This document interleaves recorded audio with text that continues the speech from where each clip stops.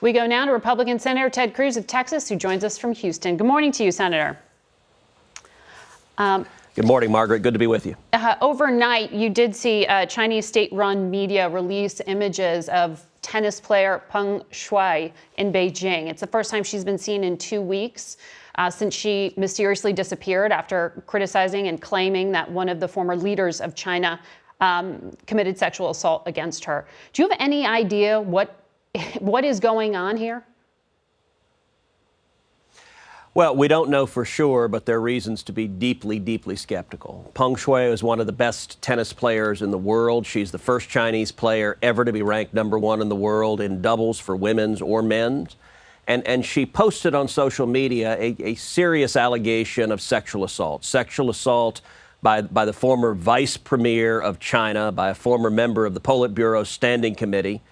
And within 30 minutes, the Chinese Communist government caused that accusation of sexual assault to miraculously disappear. Mm-hmm. And since that point, Peng Shuai has not been seen. Now, should the U.S. after there was more? criticism, after everyone noticed she disappeared, they put out, there was an email that claimed to be from her that frankly read like a bad Saturday Night Live, like a hostage email. And these latest images that the Chinese government is putting out, they're trying to pretend everything is okay. But I got to say, the Women's Tennis Association has been extraordinary standing up to China. They have been defending this athlete. Mm-hmm. They've been calling on China to have full and complete transparency. And the Chinese Communist government is flabbergasted because they're not used to seeing sports leagues right. or big corporate interests stand up to them. I really right. commend the Women's Tennis Association for putting their players first. Right, and I know you and I have talked about that in the past when sports leagues don't do that.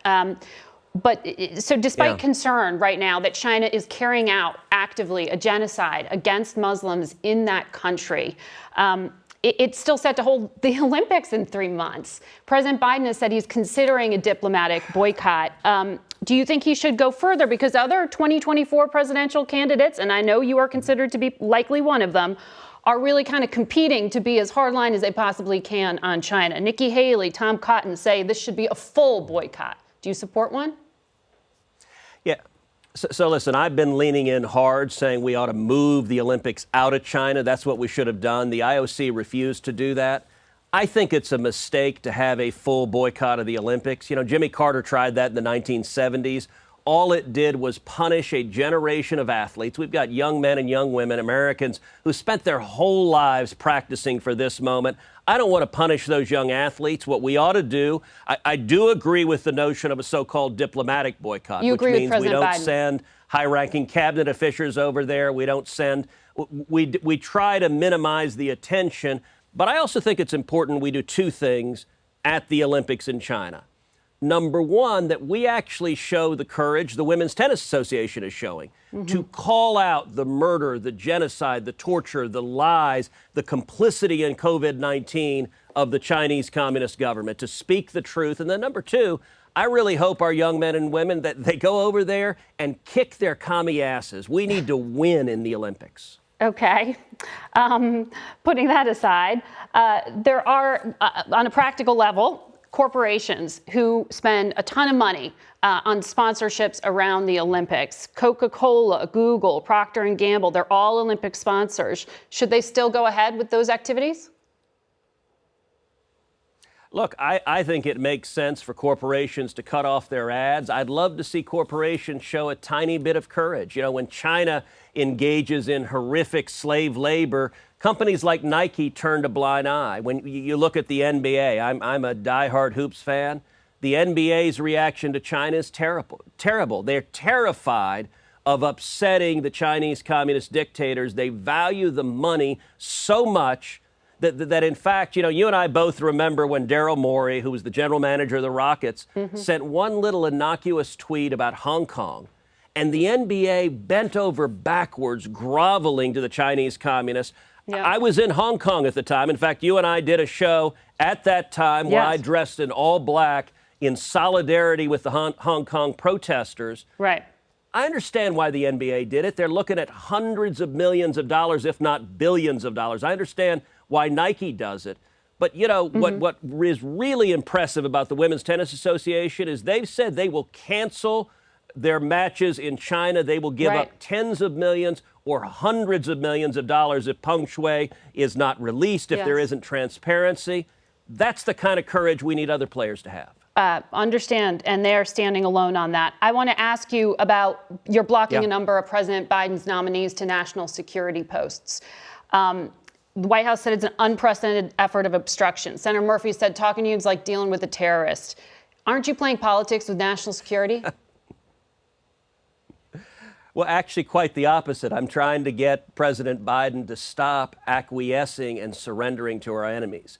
In China, I introduced an amendment to say that we should not purchase any green vehicles or solar panels made with slave labor in communist China, in concentration camps.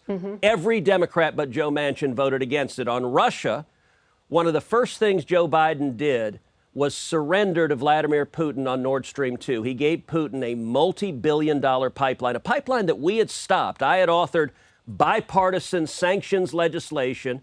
Democrats and Republicans overwhelmingly supported my legislation, and we killed that pipeline dead. Joe Biden came in and surrendered. It is, Margaret, I believe, a generational geopolitical mistake. If this pipeline is allowed to go online, it will give billions of dollars to Russia. They will use it for military aggression against America and our allies.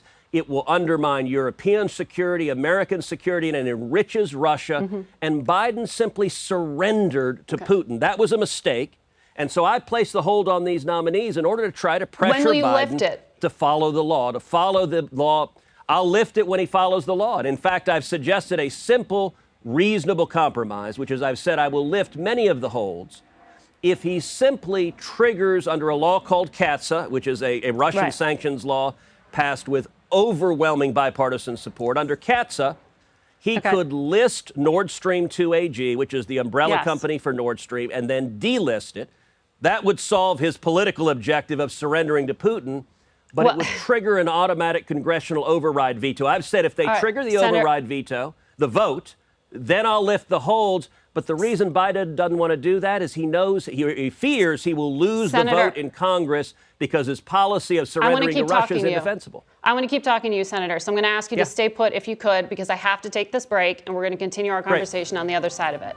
Stay with us. We'll be right back.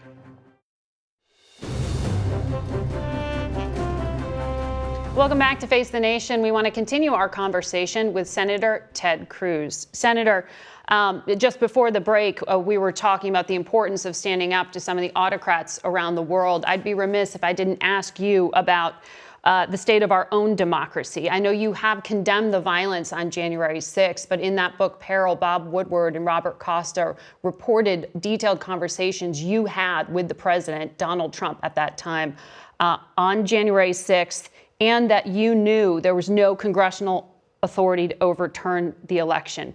Didn't indulging the doubters damage our democracy and our standing in the world? Well, I haven't read that particular book, and I didn't happen to have any conversations with President Trump on January 6th. But didn't you talk to him as they detail they detail a number of conversations you had in the book with the president about challenging the election?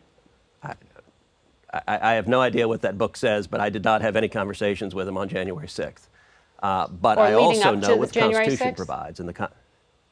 I had many conversations with him in days and weeks and months leading up to January 6th. I talked to the president sometimes as often as once a week or once a day. But my point is simple. Under the Constitution, Congress has a role and has a responsibility when it comes to certifying votes. And what I did, I brought together a group of 11 senators, and we objected to call for an electoral commission to review the claims of voter fraud and to assess and make a determination to consider the evidence. And there's a strong historical precedent for that.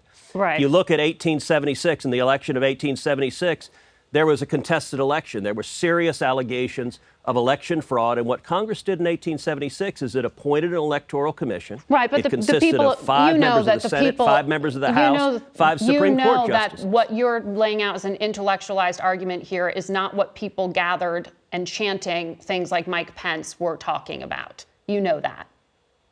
Look, I think the violence that happened on that day was horrific. I think any acts of violence regardless of your political orientation, if you're right wing, left wing, or you have no ideology at all, if you commit an act of violence, if you assault a police officer, if you're violent against anyone, you should be prosecuted and go to jail. And that's what the law is. And so I absolutely condemn acts of violence. But what I did was led 11 senators in a constitutional option, which I think would have been much better for our democracy, because we right now have a substantial chunk of our country that has real doubts about the integrity of the election.